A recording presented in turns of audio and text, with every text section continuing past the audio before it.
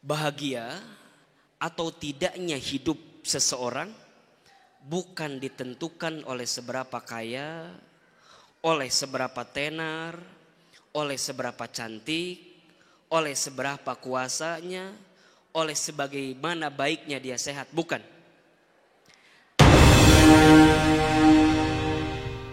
Bismillahirrahmanirrahim. Assalamualaikum warahmatullahi wabarakatuh.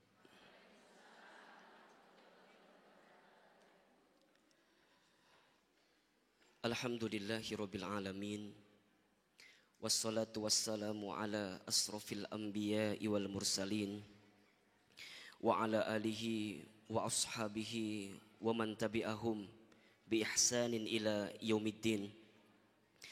Rabbi a'udzubika min hamadhatis syayatin wa a'udzubika rabbi ayyahdurun. Subhanaka la ilma lana illa ma 'allamtana innaka antal alimul hakim. La haula wala quwata illa billahil aliyyil azim. Angkat kedua telapak tangan kita. Kita sejenak berdoa kepada Allah. Nanda meyakini sekali bisa jadi hari ini ada di antara bunda-bunda sekalian yang mungkin hadir sedang membawa banyak kegelisahan dalam hidupnya. Mungkin ada yang sedang punya banyak persoalan dalam kesehariannya ya. Mungkin juga sedang punya masalah dengan keluarganya, rumah tangganya, usahanya, isi kantongnya. Mudah-mudahan pulang dari sini insya Allah Allah hadirkan jalan keluar dari setiap masalah kita insya Allah. Ala hadhihi niyah wa kulli niyatin salihah. Al-Fatihah. Alhamdulillahirabbil alamin. Arrahmanirrahim. Iyyaka na'budu wa ihdinas siratal mustaqim. Siratal ladzina ghairil maghdubi 'alaihim. A'udzubillahi minasyaitonir rajim. Bismillahirrahmanirrahim. Alhamdulillahirabbil alamin. Hamdan syakirin hamdan na'imin. Hamdan yuwafi ni'amahu wa yukafi mazidah. Allahumma salli wa sallim ala rasulillahil karim sayyidina wa syafi'ina wa maulana Muhammadin sallallahu alaihi wasallam wa ala alihi wa ashabihi ajmain. Ya Allah ya Rahman ya Rahim, terima kasih ya Allah Engkau hadirkan hamba pada kesempatan hari ini. Kami minta ya Allah, jadikan setiap langkah kaki hamba hadir di tempat pengajian ini adalah penggugur setiap dosa yang pernah kami lakukan ya Allah. Jadikan setiap langkah yang kami ayunkan ya Allah adalah cara Engkau menghadirkan jalan keluar untuk setiap kesulitan hidup kami ya Allah. Maka ya Allah ya Rahman ya Rahim, kami minta mulai hari ini jadikan pengajian kami hari ini adalah awal perubahan hidup kami makin baik ya Allah. Makin baik keluarga kami, makin baik rumah tangga kami, makin baik setiap aktivitas amal kami, makin baik ibadah kami, makin baik iman kami, makin baik ucapan kami, makin baik setiap langkah kami, makin baik setiap apa yang kami rencanakan ya Allah. Siapapun di antara kami yang sedang punya hajat, yang sedang punya keinginan, Bunda silakan berbisik dalam hati apa yang menjadi hajat dan keinginannya pagi ini.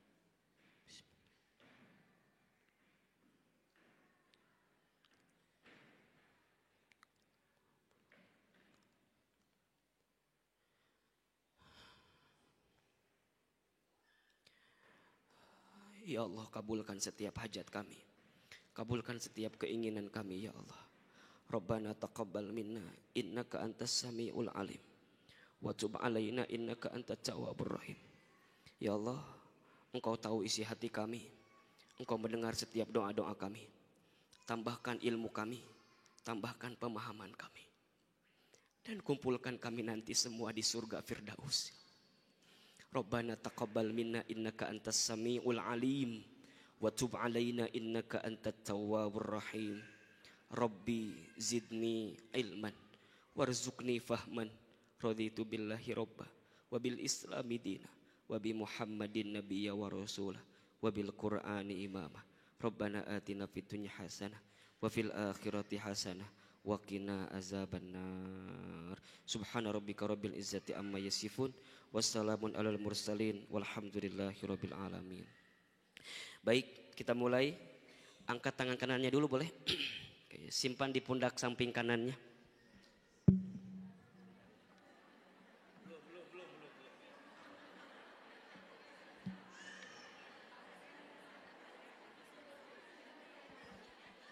Sudah? Oke, baik. Ya, udah angkat tangan kanannya udah? Angkat dulu tangan kanannya biar tinggi. Oke. Simpan di pundak teman sampingnya. Oke. Kemudian ikuti kata-kata saya ya. Sahabatku, sahabatku. Mukulnya biasa aja, mukulnya. Tapi suaranya yang kencang, mukulnya biasa saja. Sahabatku, sahabatku. Hari ini alhamdulillah saya bersyukur bisa hadir di majelis taklim.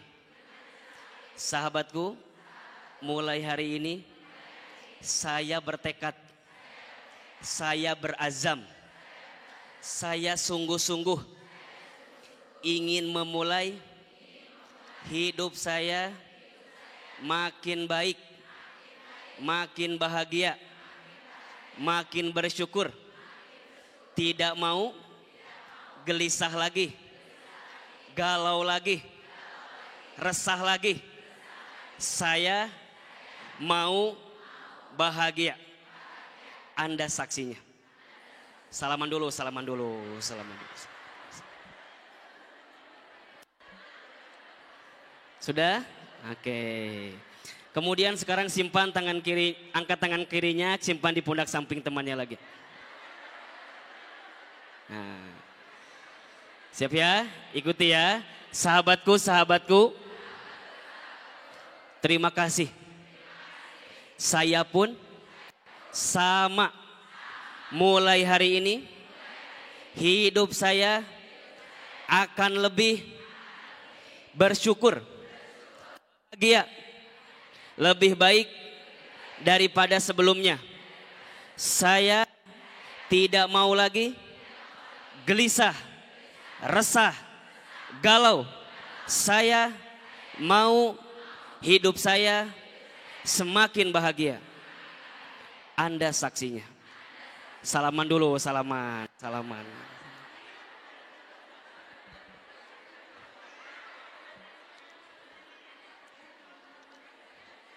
Alhamdulillah.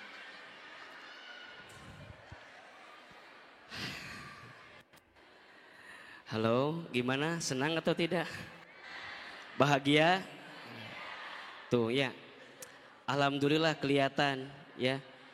Yang sedang punya masalah pun sejenak hilang masalahnya. Sejenak hilang. Baik, Ustazah Fatma, semua majelis taklim muslimah Azikro, Bunda, apa kabar semuanya, sehat? Sehat semuanya? Sudah sarapan? Sudah sarapan belum? Saya mau tanya, mana yang paling jauh di sini? Ada yang paling jauh? Dari mana Bunda? Dari Tangerang. Tangerangnya mana? Cikupa. Ada lagi yang lebih jauh? Oh, ada teman dosen saya itu ya. Dari mana yang paling jauh ada? Cibinong. Jauh sekali Cibinong. Baik Bunda.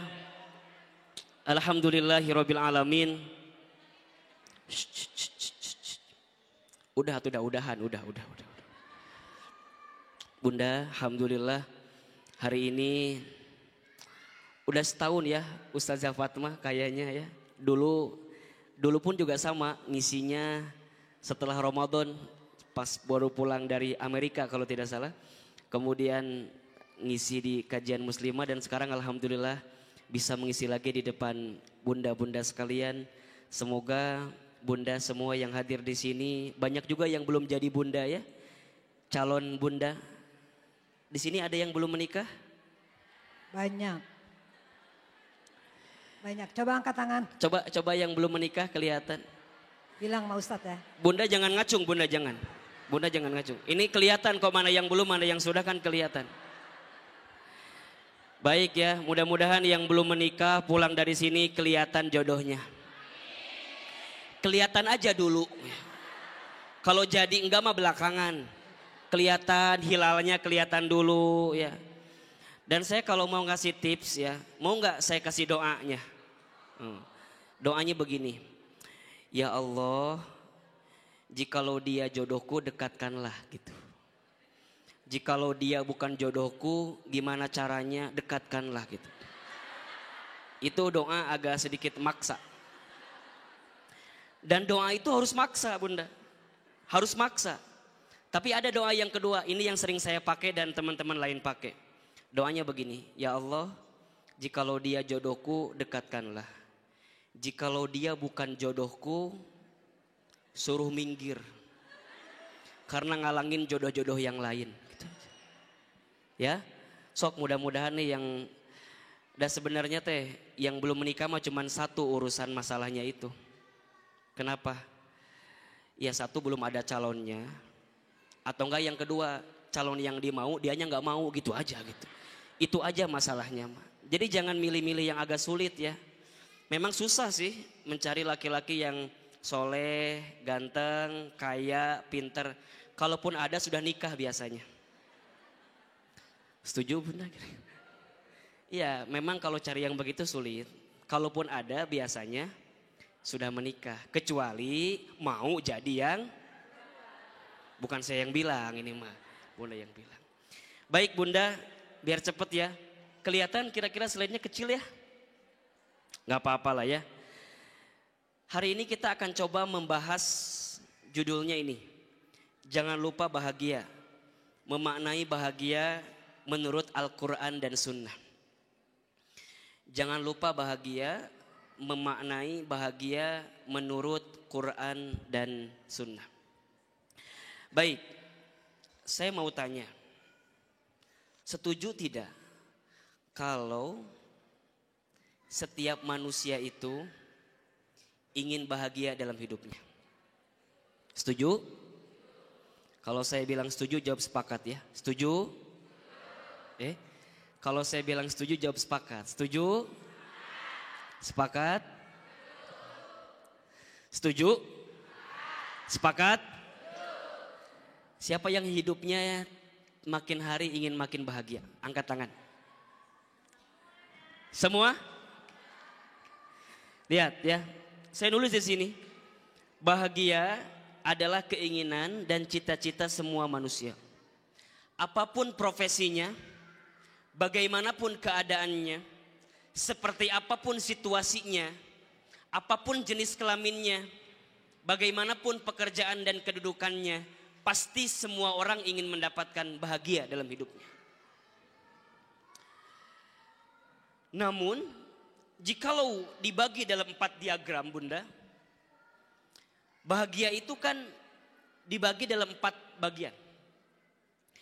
Ada orang yang bahagia di dunia, sengsara di akhirat.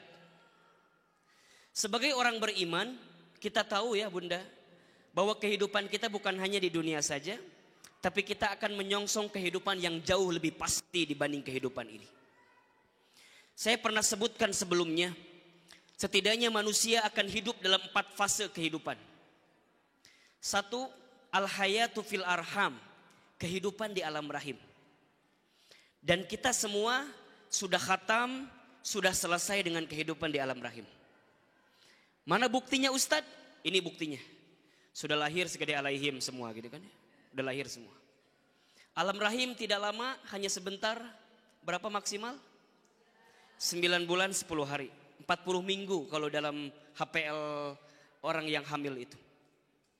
Kemudian masuk fase yang kedua, manusia akan masuk al-hayatu fid dunya, kehidupan di alam dunia.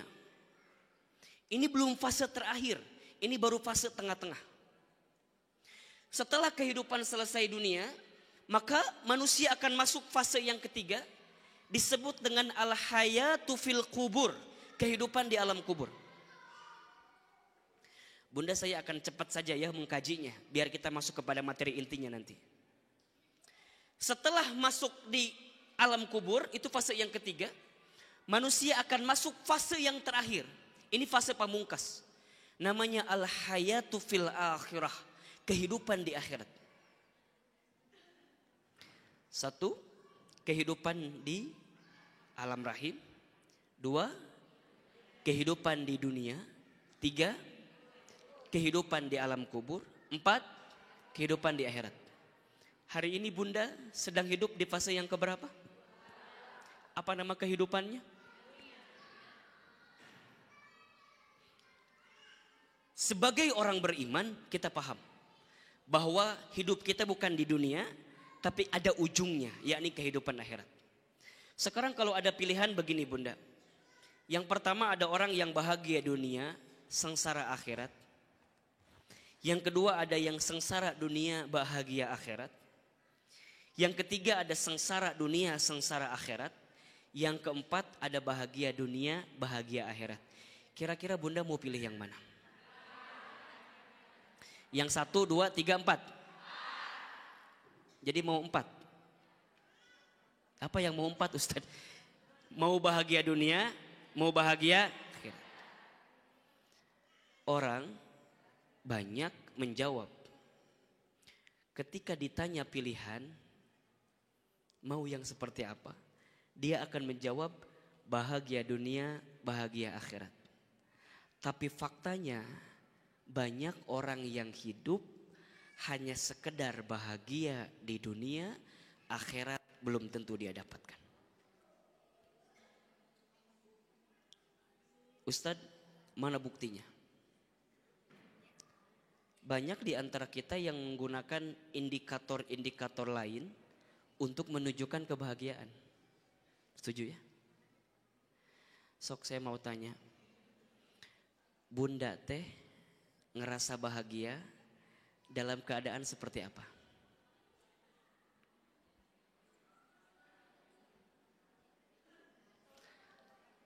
Hari ini Bunda bahagia atau tidak? Cius? Cius banget Ustadz. Ulangi ya.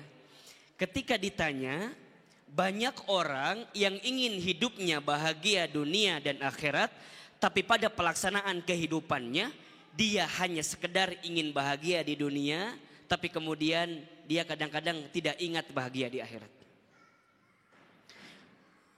Mana buktinya Ustadz? Lihat. Banyak di antara kita menggunakan 5 indikator ini untuk bahagia.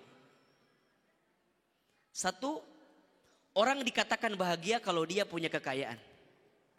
Jadi kalau Bunda tidak punya kekayaan, seakan-akan Bunda tidak bahagia.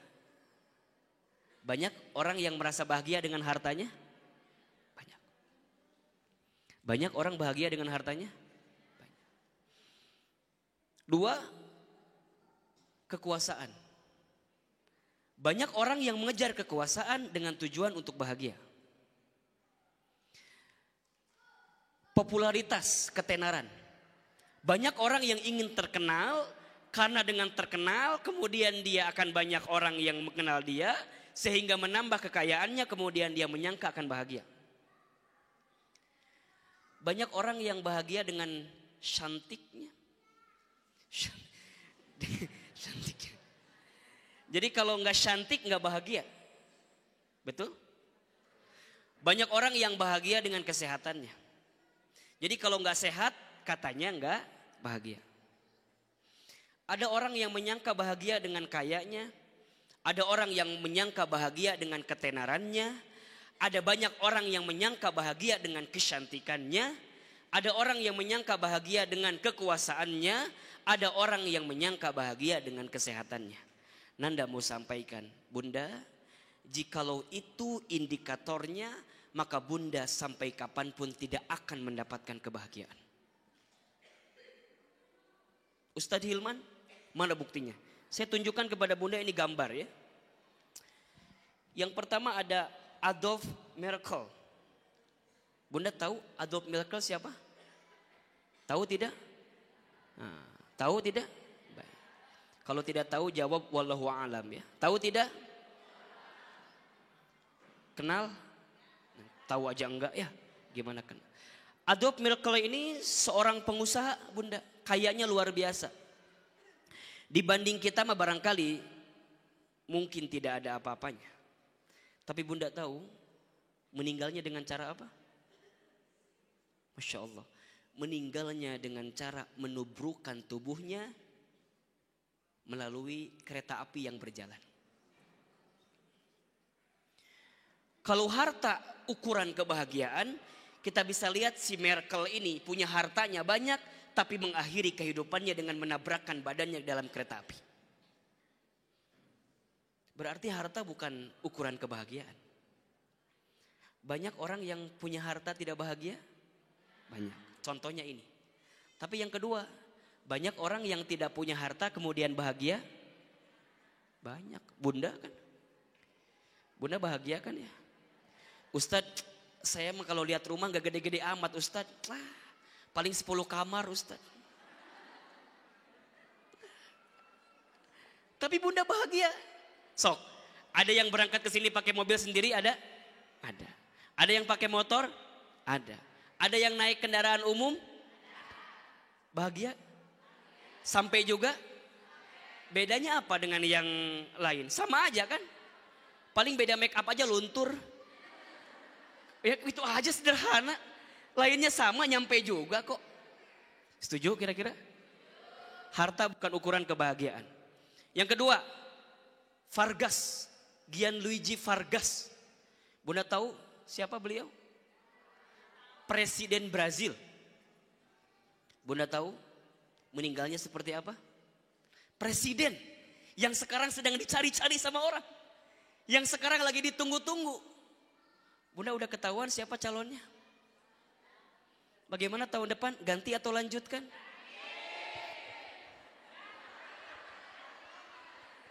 Saya mau dengar ini kira-kira nih. Muslimah di Asia ganti atau lanjutkan? Ganti.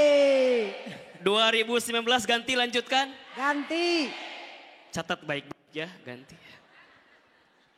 Mudah-mudahan ya Allah hadirkan pemimpin yang adil, pemimpin yang bertakwa, dan yang mengajak kita untuk bertakwa.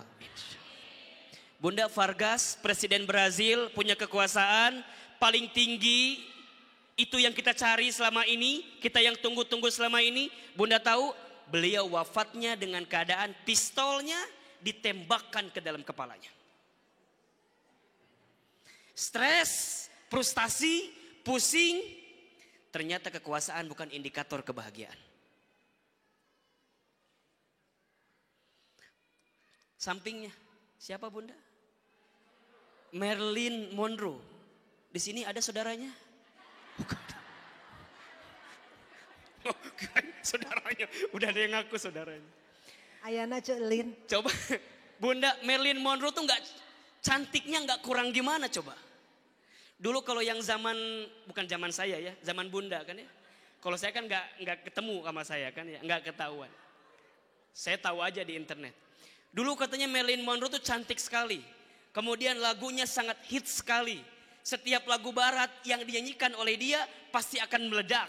Setiap film yang kemudian dia yang menjadi artisnya pasti kemudian meledak. Tapi Bunda tahu meninggalnya seperti apa? Masya Allah.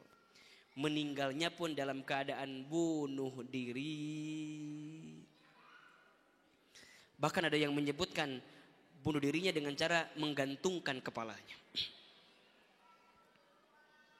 Cantik Bunda. Bunda teh kan pengen cantik selama ini teh.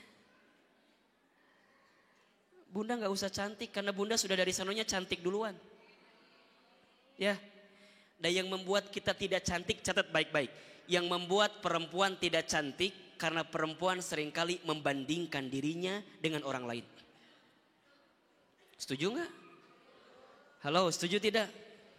Jadi bunda teh sudah cantik dari sononya, kata suaminya. Kata yang lain belum tentu.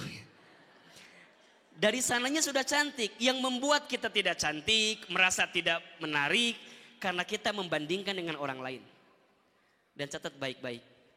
Sampai kapanpun ketika bunda membandingkan dengan orang lain, maka selalu melihat kekurangan dalam kehidupan kita. Lihat hidung kita, nggak bilang pesek, kurang mancung. Lihat kemudian badan kan, gimana namanya? Bukan gendut, ya. Kebanyakan makan. Kemudian bunda lihat punya orang memeni bagus, stres bunda. Sok saya mau tanya, bunda teh kalau dandan cantik buat siapa sebenarnya teh? Suami siapa? Halo, jujur ini mah. Suami saya, suami orang lain. Mana buktinya Ustadz? Nah, ari keluar rumah meni luar biasa gayanya. Ari di dalam rumah meni luar biasa, nggak jelasnya kan begitu. Jadi kalau saya tanya teh bunda teh cantik buat siapa? Buat suami bunda atau buat suami orang lain? Tapi nggak apa-apa, itu sifat perempuan ya, ingin dilihat lebih baik. Saya juga sama bunda. Kalau istri saya nanya sama saya misalnya, ayah, bunda bagusnya pakai kerudung warna apa? Kan suka nanya gitu ya, kalau kondangan. Terus dia kasih pilihan, biru atau merah gitu. Terus saya jawab, saya senangnya kan merah ya. Saya bilang bunda bagusnya warna merah. Apa kata istri saya? Enggak ayah, biru juga bagus. Katanya nanya, jawab sendiri. Ya enggak apa-apa. Dan itu masih sifat perempuan kan ya. Dan bunda tahu setengah jam berselang tiba-tiba dia keluar kamar. Pakai kerudung warna kuning coba. Birunya enggak ada, merahnya enggak ada. Itu perempuan bunda. Dan perempuan mah hebat bunda. Saya punya rumus sekarang. Kalau hidup kita makin mau bahagia, prinsipnya satu. Perempuan itu tidak pernah salah, catat baik-baik. Setuju ya? Saya tuh catat banget gitu. Kalau hidup kamu mau bahagia, wahai laki-laki, catat rumusnya. Perempuan tidak pernah salah. Kenapa Ustadz? Nggak salah aja perempuan mah. Sen kiri belok kanan, nggak masalah. Udah begitu dah itu. Jangan marahin, jangan ngebentak, udah itu rumusnya pokoknya ya. Ada suami yang komplain sama saya, Ustadz Hilman, enggak kok, istri saya tuh kalau belanja boros ngabisin uang. Saya jawab, bukan salah suami, bukan salah istri, tapi salah kita. Karena tidak bisa memberikan uang jajan yang banyak buat istri kita. Setuju bunda? Ada suami yang mengeluh, Ustadz Hilman, istri saya disuruh pakai jilbab belum mau. Saya bilang, bukan salah istri bapak. Tapi yang salah bapak kurang wibawa di depan istri bapak. Rumusnya satu. Perempuan tidak pernah salah. Dan rumus yang kedua, lelaki selalu salah. Gak usah diperpanjang lagi, udah begitu. Maka kalau saya bunda, kalau saya lebih baik minta maaf daripada minta izin. Udah, terjemahkan aja itu sendiri. Mau beli ini nggak boleh, susah, udah minta maaf aja. Beli dulu, minta maaf belakangan. Mau pergi ke sini nggak boleh, ya udah pergi dulu, minta maaf belakangan. Mau nambah, minta maaf. Tuh kan, udah seuzon dulu kan. Nambah apa ini teh yang jelas? Mau nambah sekolah kan, mau nambah penghasilan, boleh kan ya? Boleh. Nambah yang lain boleh? Apa yang lain? Bunda, semua yang datang dalam hidup kita itu rezeki, betul? Rezeki itu rumusnya semakin kita memberi, maka semakin ditambah oleh Allah. Harta bunda rezeki bukan? Banyak memberi. Senyum bunda, rezeki banyak senyum. Suami bunda, rezeki bukan?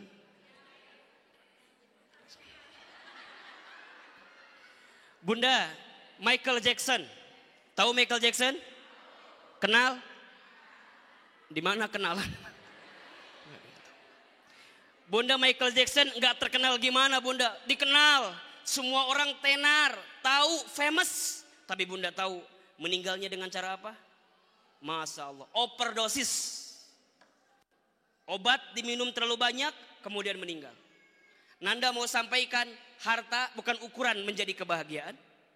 Karena Adolf Merkel pun seorang pengusaha yang hartanya banyak, meninggal dengan cara yang tidak baik. Vargas, kekuasaan tinggi seorang presiden, bukan ukuran kebahagiaan. Karena presiden pun kemudian dia meninggalnya dengan cara bunuh diri. Marilyn Monroe cantik.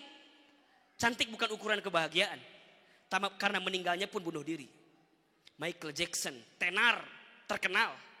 Bukan ukuran kebahagiaan. Karena meninggalnya pun dengan cara overdosis. Maka Ustadz Hilman, terus gimana rumusnya? Catat baik-baik. Bahagia atau tidaknya hidup seseorang bukan ditentukan oleh seberapa kaya, oleh seberapa tenar, oleh seberapa cantik, oleh seberapa kuasanya, oleh sebagaimana baiknya dia sehat, bukan. Tapi yang membuat kita bahagia karena kita mampu melihat diri kita sendiri. Ini kan konsepnya psikologis banget bunda. Nanti kita akan lihat dalam Al-Quran. Sebenarnya seperti apa sih Islam mengajarkan kita untuk bahagia. Bisa jadi kita tidak bahagia dalam hidup. Karena kita tidak menggunakan indikator-indikator Al-Quran menjelaskan kepada kita tentang sebagaimana hidup yang bahagia itu.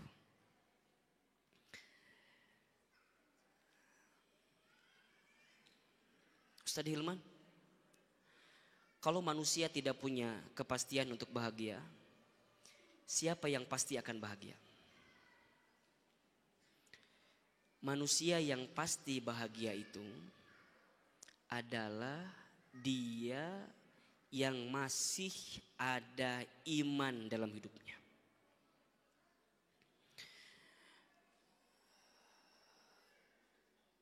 Orang kaya tadi, Adolf Merkel kemudian bunuh diri walaupun dia kaya, karena ketika dia kaya tidak menggunakan landasan iman dalam kekayaannya. Marilyn Monroe cantik, tidak salah dengan cantiknya, tapi yang menjadi masalah saat tidak melibatkan iman dalam kecantikannya. Orang terkenal tidak salah dengan ketenarannya, tapi yang salah saat dia tidak menggunakan standar iman dalam ketenarannya. Orang yang kekuasaannya tinggi tidak salah kemudian dia mengejar kekuasaan. Tapi yang menjadi salah saat dia tidak melibatkan iman dalam kekuasaannya. Bunda, sekarang bunda punya rumah.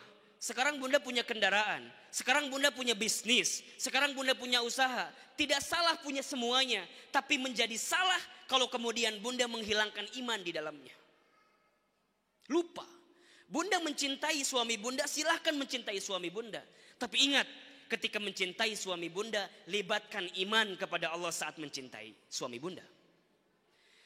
Jadi, ketika bunda mencintai dunia ini, bukan semata-mata karena bunda cinta dengan dunia itu. Tapi karena bunda mencintai Allah, sehingga Allah datangkan kecintaan kepada dunia itu. Saya mau tanya, boleh nggak kita mencintai harta itu bunda? Jawab yang kompak, boleh tidak? Boleh. Mencintai harta boleh. Tapi jangan menjadikan cinta kepada harta melupakan kita cinta kepada Allah. Boleh. Sok saya mau tanya. Islam itu bunda mengajarkan kaya atau mengajarkan miskin? Yang kencang jawabannya. Mengajarkan kaya atau miskin? Islam itu bunda mengajarkan kita untuk menjadi orang yang kaya. Saya mau tanya, lebih baik mana? Kaya syukur atau miskin sabar? Yang kencang. Kaya syukur, miskin sabar. Baik. Yang benar yang ketiga. Orang yang kaya sabar. Ustadz, lebih bagus kaya syukur. Iya, orang kaya memang harus bersyukur. Ustadz, lebih bagus miskin sabar. Atau udah miskin. Apalagi yang harus dia perjuangkan kecuali kesabaran. Yang paling bagus orang kaya sabar. Dia punya harta, bisa buat maksiat, bisa. Tapi kemudian dia milih gak maksiat. Hartanya ada. Dia bisa maksiat, bisa. Tapi dia sabar untuk tidak maksiat. Kesempatannya ada. Korupsinya bisa. Mengambil hak orang lain bisa. Zolim bisa.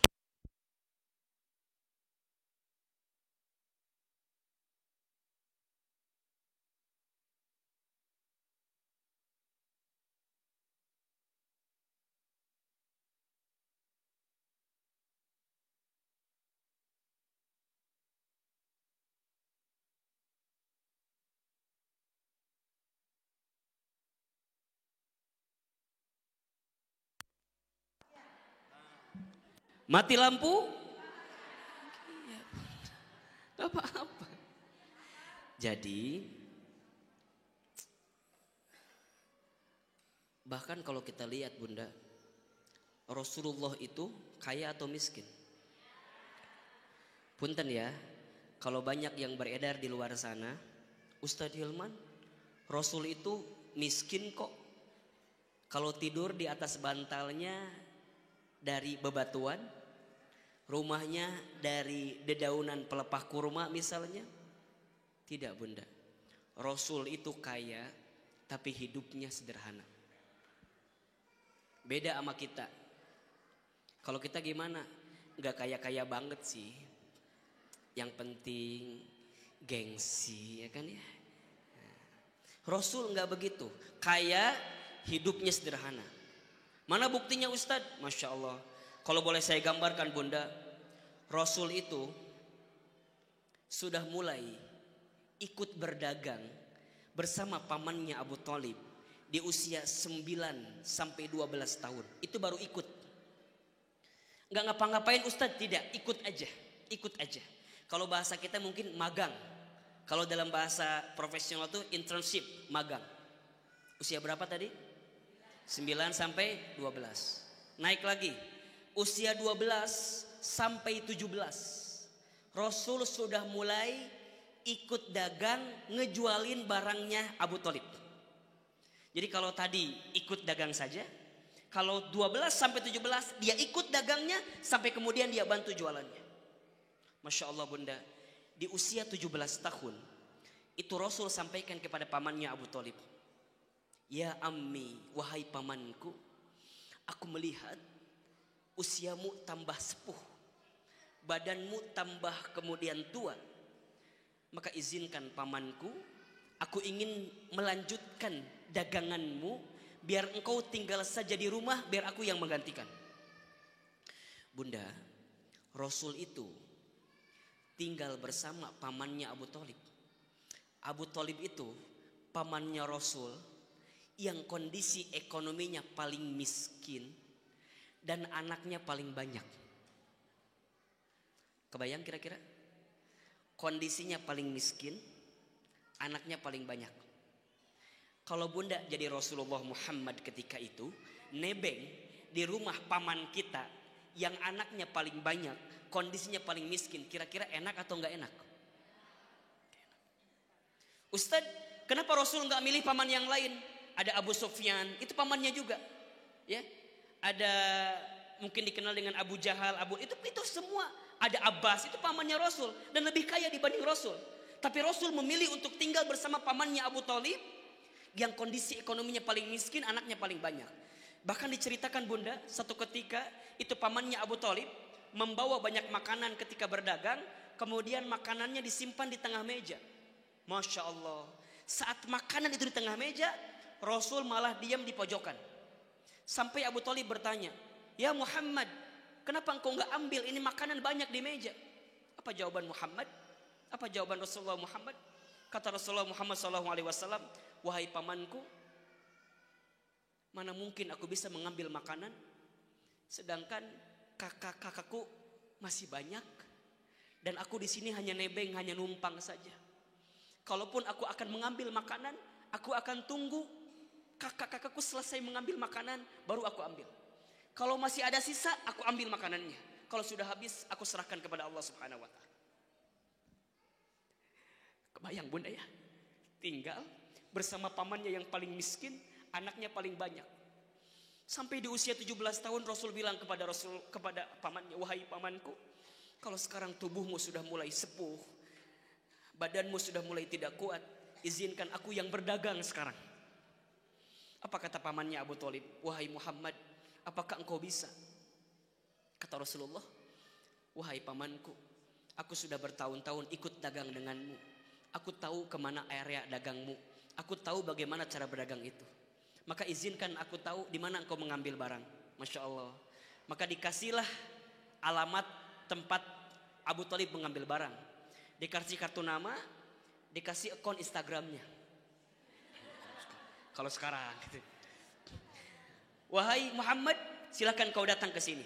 Dan Masya Allah, ternyata alamat yang dituju itu siapa? Masya Allah, Khadijah binti Khuwailid.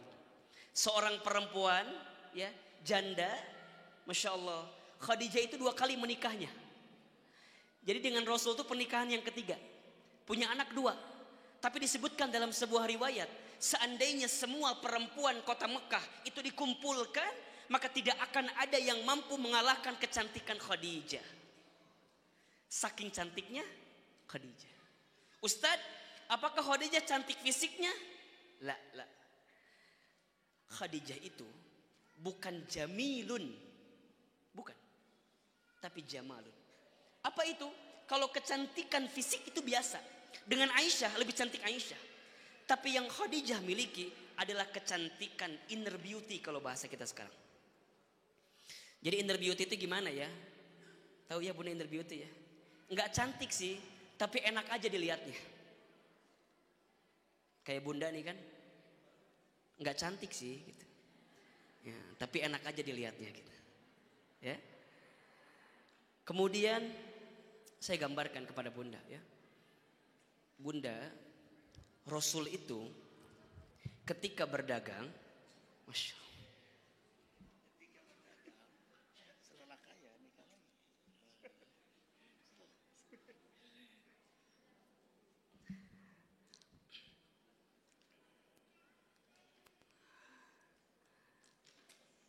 Lanjut Bunda? Lanjut? Atau langsung ganti? Lanjut dulu. Baik Bunda. Tadi usia berapa tahun Bunda? 17 sampai 25. Baik Bunda. 17 tahun itu Rasul sampaikan kepada pamannya Abu Thalib. Wahai pamanku Abu Thalib, biarkan sekarang aku yang menggantikan engkau berdagang. Apa kata pamannya Abu Thalib? Wahai Muhammad, silakan engkau datang ke tempat saudagar kaya ini, seorang perempuan tadi yang disebutkan, kemudian ambil barang di sana. Masya Allah Bunda, ketika Khadijah itu menatap Rasulullah SAW, baru pandangan pertama Khadijah langsung terpesona ketika melihat Muhammad. Ustadz, terpesona gimana? Ya, walaupun melihatnya dari jeruji-jeruji gitu Bunda, kecil. Jadi nggak ngelihat begini, enggak. Ada tempat yang kalau orang ambil barang itu ada jeruji kecilnya. Masya Allah Bunda, di perjalanan dagang pertama Rasul itu luar biasa Bunda. Dari sekian banyak orang yang mengambil barang, ternyata omset dagangan yang dibawakan oleh Rasulullah SAW kepada Khadijah itu melebihi semua omset pedagang-pedagang senior lainnya. Jelas kira-kira ya? Dari sekian banyak yang dagang, kemudian Rasul berdagang, mulai berdagang. Perjalanan pertama itu membuat semua terkaget. Kenapa? Karena Rasul dagangnya paling banyak di antara semua. Sampai Khadijah curiga. Kemudian mengutus sahabatnya bernama Maisarah. Maisarah itu laki-laki perempuan? Baik, salah, laki-laki Maisarah itu. Banyak yang mengira karena namanya Maisarah kemudian itu perempuan. Itu laki-laki bunda. Masya Allah. Kemudian Maisarah itu mengikuti dagangnya Rasul. Kok bisa sih? Rasul itu dagangnya kayak gimana? Omsetnya paling tinggi, untungnya paling banyak, mengalahkan semua pedagang lain. Masya Allah. Ternyata Rasul itu dagangnya ada 3 rumus. Apa itu? Jauh, banyak, lama. Itu dagangnya Rasul. Jauh, banyak, lama. Rasul tuh dagangnya dibanding yang lain lebih jauh. Rasul tuh dagangnya dibanding yang lain lebih banyak. Rasul itu dagangnya dibanding yang lain lebih lama. Ustadz, gimana gambarannya? Rasul itu begini gambarannya. Kalau kita ambil barang di Jakarta, kemudian jual di Bandung. Di Bandung, habis barang Jakarta, ambil barang Bandung, kemudian jual di Semarang. Di Semarang, jual barang Bandung, habis barang Bandung, ambil barang Semarang, jual di Surabaya. Di Surabaya, jual barang Semarang, habis barang Semarang, ambil barang Surabaya, jual di Madura. Masya Allah. Kalau yang lain dagangnya, ambil di Jakarta, jual di Bandung, habis di Bandung, balik lagi ke Jakarta. Jelas kira-kira? Dari Mekah, kemudian dijual ke Madinah, kemudian sampai ke Yaman, dari Yaman kemudian ke Lebanon, kemudian naik ke Libya, sampai ke Mesir semua, baru pulang. Dan yang paling hebat, bunda, dan yang paling hebat, Rasul itu setiap pulang dari dagang pasti mampir ke makam orang tuanya. Kalau bahasa kita begini, Rasul itu kalau habis dagang, habis beraktivitas, habis usaha, pasti mampir ke makam orang tuanya. Kalau bahasa kita begini, kalau sudah dapat sesuatu dari usaha kita, pasti nyisihin buat orang tua kita. Kan gitu kira-kira tafsirnya kalau sekarang. Bukan untuk dirinya dulu, tapi untuk orang tuanya. Masya Allah bunda. Di usia 25 tahun, di saat pedagang lain yang senior itu belum mampu menunjukkan omset yang besar untuk Khadijah, tapi Masya Allah, Rasul mampu memberikan omset yang paling besar. Sampai Khadijah pun tertarik kepada Rasulullah SAW, maka menyampaikan kepada pamannya Abu Thalib, wahai Abu Thalib, aku sedang mencintai seorang laki-laki. Kemudian Abu Thalib bertanya, man huwa, siapa dia? Kata Abu Thalib, siapa dia? Khadijah menjawab, laki-laki itu adalah Muhammad bin Abdullah. Abu Thalib kaget. Kenapa engkau mencintai Muhammad bin Abdullah? Bukankah dia hanya seorang pedagang biasa, laki-laki biasa, dan lain sebagainya? Kata Khadijah, tidak. Aku terpesona kepadanya dengan sifat sikap yang dimilikinya. Salah satunya Al-Amin, jujur. Maisarah menceritakan kepada Khadijah, wahai Khadijah, Muhammad itu kalau berdagang, Masya Allah jujurnya, Masya Allah etikanya, Masya Allah adabnya. Salah satu etika dagang Rasul adalah menyebutkan modalnya, baru meminta untungnya dari pembelinya. Jadi kalau jualan kacamata misalnya bunda, berapa itu kacamata? Ini kacamata, aku ambil modalnya sekian, silakan untungnya engkau mau ambil berapa buat saya. Sekarang ada nggak kira-kira orang yang jualan begitu bunda? Kalau ada Rasul banget itu. Kalau ada Rasul banget. Masya Allah, ketika disampaikan permohonan rasa Khadijah kepada Muhammad, kemudian Abu Thalib sampaikan kepada Muhammad, wahai Muhammad, ada seorang perempuan yang mencintaimu, dia mengharapkan dirimu meminangnya, melamarnya, menikahinya. Kemudian Muhammad bertanya, siapa wahai pamanku perempuan itu? Kemudian Abu Thalib menjawab, perempuan itu adalah saudagar kaya, tempat engkau mengambil barang dagangan selama ini. Kaget kan? Siapa? Khadijah binti Khuwailid. Apa jawaban Muhammad? Enggak mungkin katanya. Bukankah Khadijah seorang perempuan kaya? Bukankah Khadijah seorang perempuan saudagar? Harusnya bukan dengan saya. Tadi saya sebutkan di awal, Kalau semua perempuan Mekah disatukan, dikumpulkan, maka tidak akan ada yang mampu menandingi kecantikan Khadijah. Saking luar biasanya. Tapi tidak. Khadijah mencintai Rasul bukan karena harta yang dimilikinya, bukan karena wajahnya, tapi karena karakternya. Bunda, saking kayanya Rasul, saat melamar Khadijah, saat meminang Khadijah, maharnya 100 unta merah betina. Ustadz Hilman, berapa itu angkanya? 1 unta merah betina itu, kalau digambarkan hari ini Bunda, ya, harganya seperti harga mobil HR-V tipe S. Ustadz hafal sales mobil? Bukan, kira-kira ya. Harganya 285 juta 1 unta merah betina. 285 juta. Tadi Rasul berapa ngasih maharnya? 100 unta merah betina. Berarti kalau dikalikan 100 berapa? 2,85 miliar. Saya mau tanya, kalau Bunda datang calon mantu menjanjikan mahar 2,85 miliar, diterima banget kira-kira.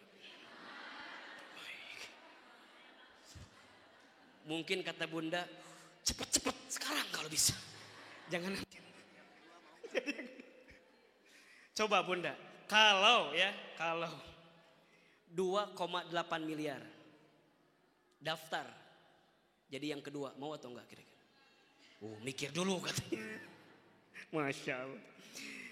Bunda, tadi saya lagi cerita bahwa orang Islam itu harus kaya.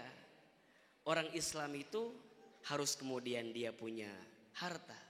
Tapi kecintaan kepada hartanya jangan mengalahkan cinta dia kepada Allah Subhanahu wa ta'ala. Utsman bin Affan, kaya Bunda. Masya Allah.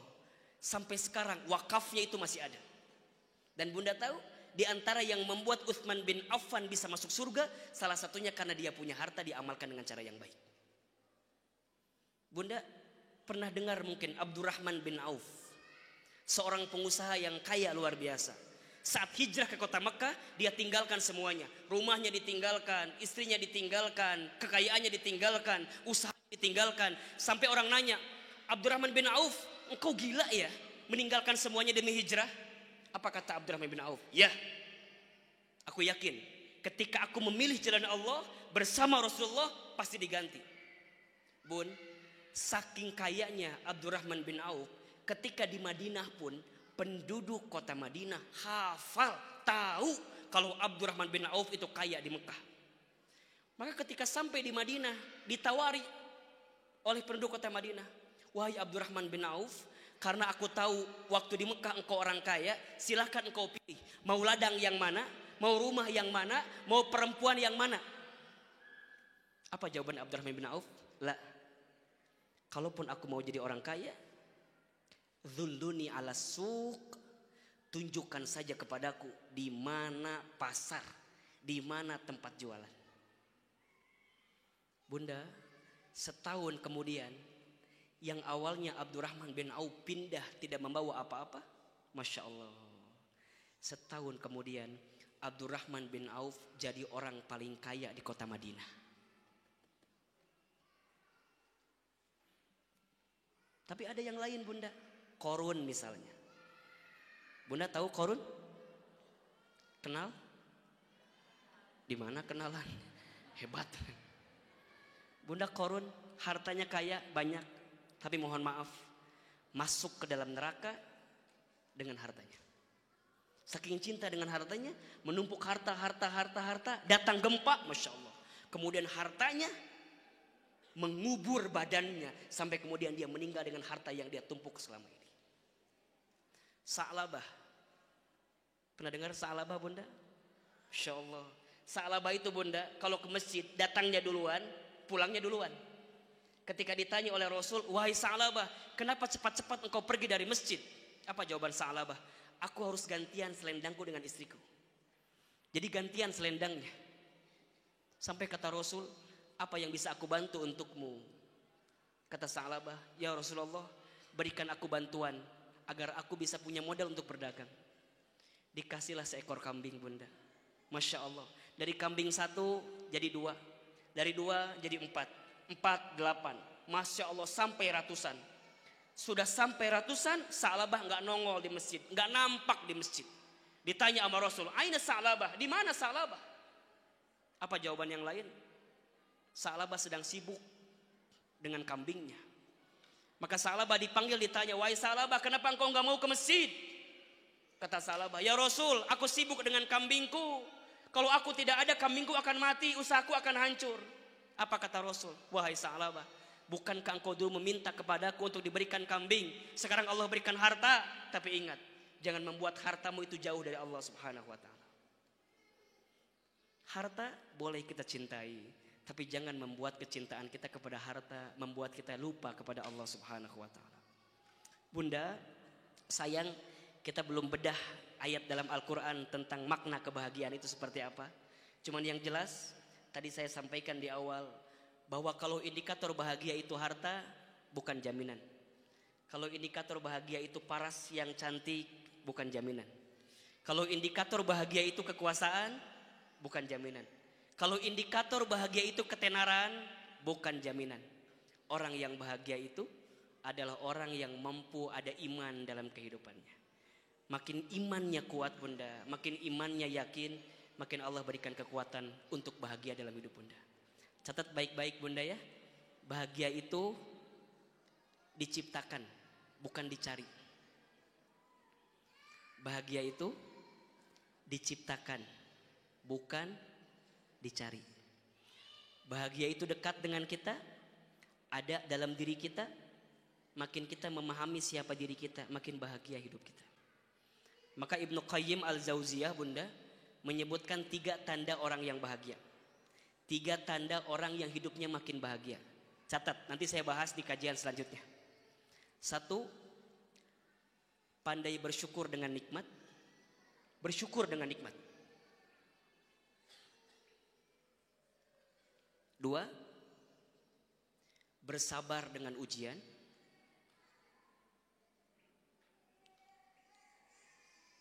3, bertaubat dengan kesalahan. 1, bersyukur dengan nikmat. 2, bersabar dengan ujian. 3, bertaubat dengan kesalahan. Kalau bunda sudah menemukan 3 indikator ini, maka nanda pastikan bunda bahagia dalam kehidupan. Bersyukur dengan nikmat, bersabar dengan ujian, bertaubat dengan kesalahan. Mudah-mudahan mulai hari ini ya bunda, kita memulai hari kita, hidup kita dengan bahagia ya. Mulai hidup kita dengan sesuatu yang membahagiakan dalam hidup kita ya. Sesuai dengan janji kita tadi di awal ya. Mudah-mudahan bunda semua dirahmati oleh Allah Subhanahu wa ta'ala. Terima kasih banyak atas perhatiannya. Mudah-mudahan nanti kita bisa melanjutkan kajian kita. Yang benar dari Allah, yang salah dari nanda yang penuh khilaf dan penuh kesalahan. Mudah-mudahan bunda semua bisa